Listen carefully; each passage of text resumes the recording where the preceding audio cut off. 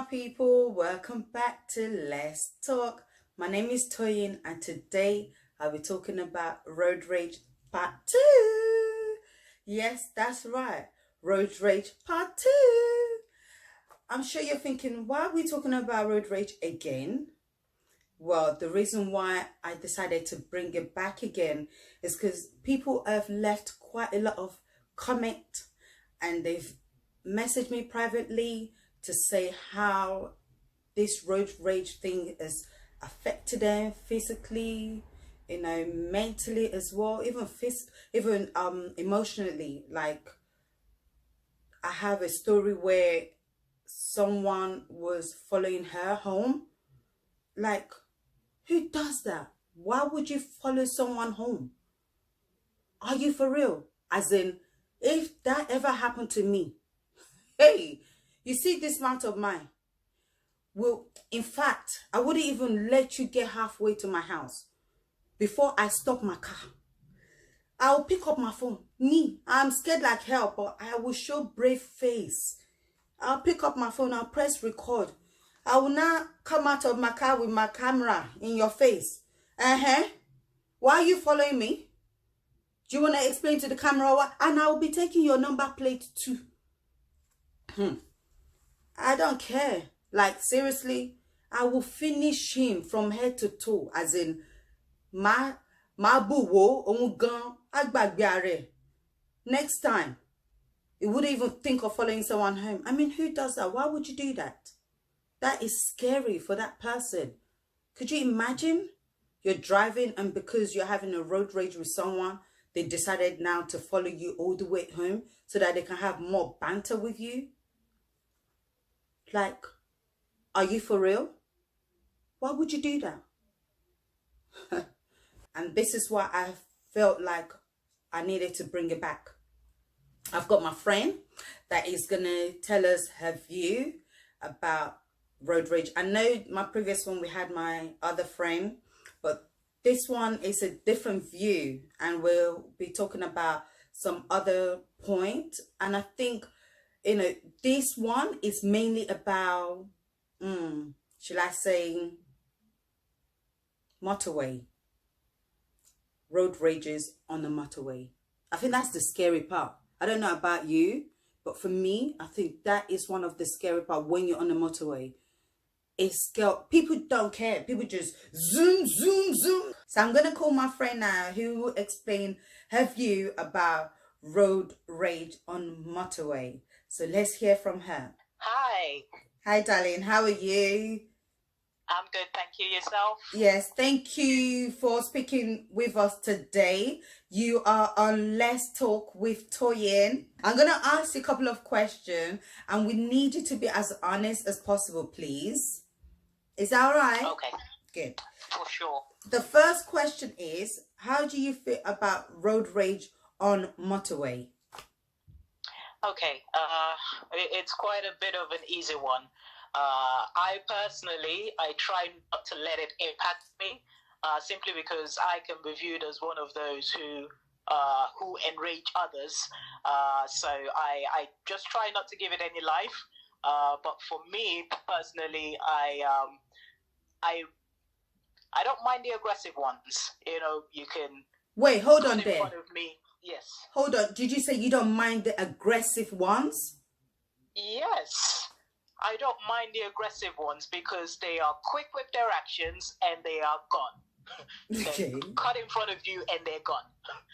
But what I don't like are the passive aggressive ones, because passive aggressiveness is, it festers, it prolongs the whole process of the road rage. It does. It does. And for me, my pet peeves are the lane huggers.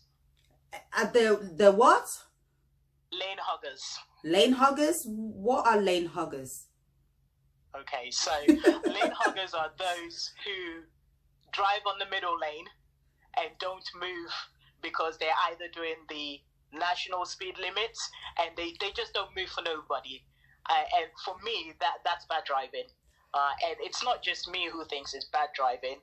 Even the government thinks it's bad driving because it's actually an offense to lane hug.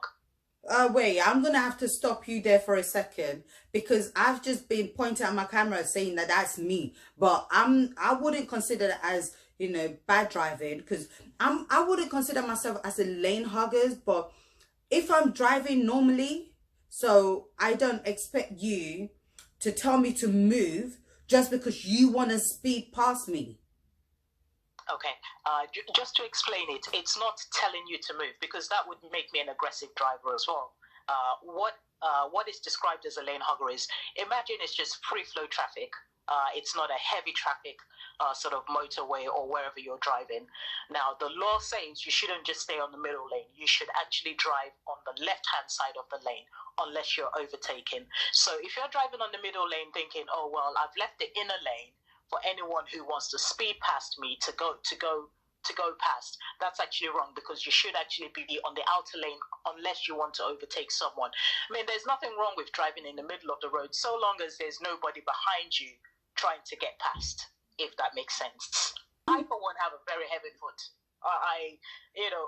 It's a bit of an adrenaline. I like to drive fast. And don't get me wrong, I'm not excusing my action. I'm not saying it's the right thing to do. And I'm not prescribing for anybody to drive fast. I have a big engine, but like I said, it's not an excuse.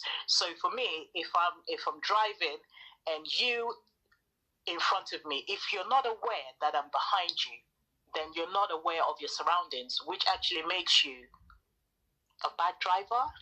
I shouldn't use labels. Yeah, you shouldn't. No, you shouldn't. But for me, you should be aware at all times of what's around you. Because if you're not aware, that's how accidents happen. Because you see me behind you, all of a sudden you press on your brake. Guess what? Yeah. You did me.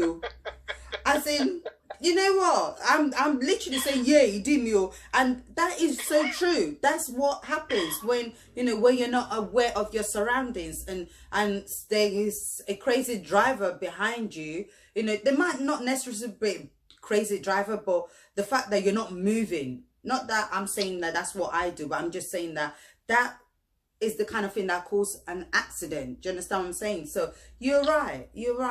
But please don't be... I think we all just have this entitlement that makes us think we're always in the right, and sometimes you forget that the person behind you or in front of you might not actually be in the right frame of mind. Now, I tend to find that if I'm angry and I'm on the road, I'm going to go a lot more faster than I would do if I was in a better mood or I wasn't in a hurry. So I think someone had dropped a comment saying on your first stream, saying that just assume that everybody else on the road are bad drivers, they're crazy, and you're the only sane person. And I think when you take that approach, you're a lot more cautious, and you try not to let other people affect or impact your drive. I mean, and I'm not excusing myself. I'm probably part of the problem as well, who I feel entitled that, so long as I'm driving fast, I'm keeping safe. I'm not cutting anybody off, then I'm okay. But, I'm part of the problem, but I would like to think I am safe when I do this. And just because someone's in front of me and I want to get past them does not mean I'm going to tailgate them. I'd like to think I have a bit more sense than that. But, as they say, it depends on the situation. So, there shouldn't be no depend on any situation, my darling. You drive normal. No, I will. There's no need for you to say they depend on what situation. No situation in life. Do you understand? You drive normal. You drive like a proper normal woman or a man. Please, But what's normal? Describe normal. The normal, what I mean by, if it's 30, please stay at 30 or below 30. I'm not saying if it's 30, stay at 20. I'm not saying that at all, because that's actually bad driving. But if it's 30, stay below.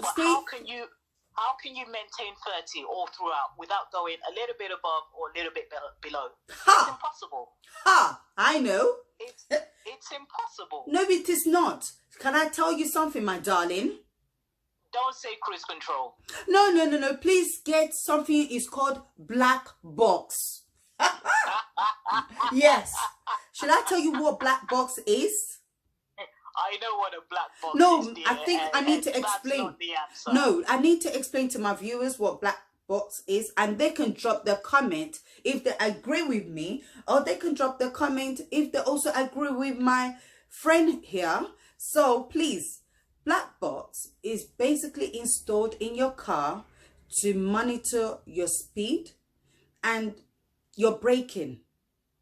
I think I'm right. I've got a black box in my car, and because I've got a black box, I'm more cautious of how I drive. So I'm not going over my speed limit, even though I don't anyway. And guess what?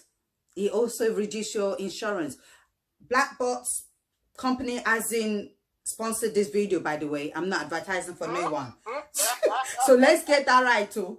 But by all means, if you want to sponsor me, I am good to go. I'll be happy. But I'm just saying that if you get a black box installed in your car, then it monitors your speed. No, because sorry, let me tell you. Sorry, hold on. Koniro Bear, why would she agree when she's herself? But let us hear her. We're listening. You've got jokes, honestly. You're funny. Please explain. Okay, here's my view on black boxes. Okay, fine, they are good if you want to reduce your insurance, but I mean, that's not the only way you can reduce your insurance. But back to the black box, they work similarly to the speed cameras on the road, right? Where, because you have a black box in a car, you are more cautious, or you claim you are more cautious. You drive below a certain speed limit because you know what the speed limit for that road is. But when you're driving, more of your thinking, your cognitive is more concentrated on that black box and trying not to exceed the speed limit, that I think it actually makes you less aware of your surroundings. No, I don't agree with that. That's fair. No, the reason why I don't. Fair, but that's just the way. That's just the way I see it. That it doesn't make you a better driver. It doesn't make you a good driver. You're just, a lot of people use it just to reduce their insurance. The point of it is for people like you who just zoom, past people.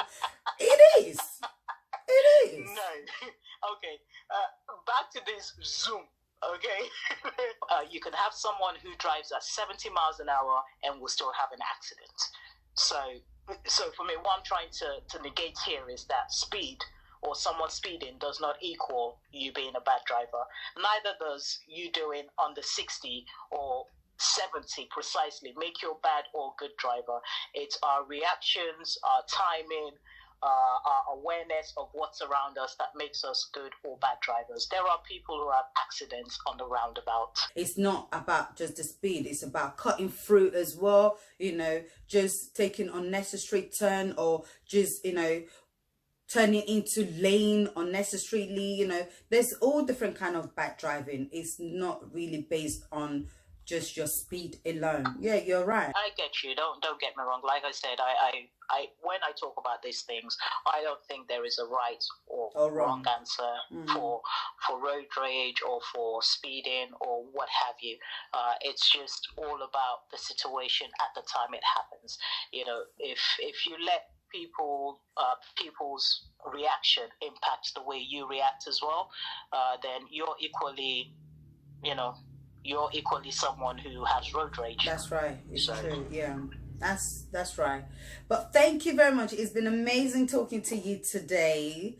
I know it might come across to my viewers that, oh, she's a crazy driver, or she's one of those bad road rage. She's not actually. She's actually a careful driver.